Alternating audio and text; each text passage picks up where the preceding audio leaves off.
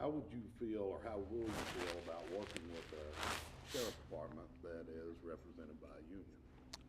Good question, fair question, tough question.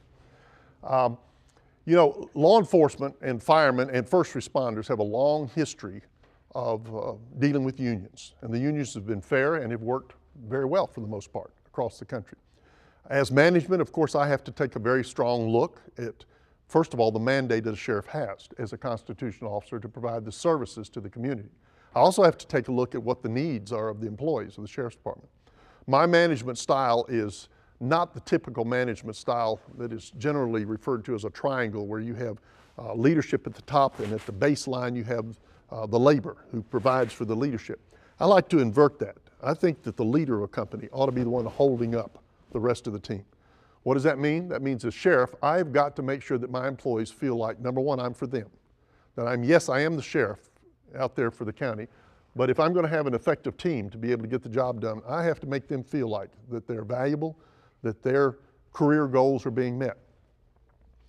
Sometimes they have to rely on unions to help them, and I'm not opposed to sitting down and talking and working with unions. Obviously, there'll be times we'll butt heads. There'll be times that we'll cooperate and work together.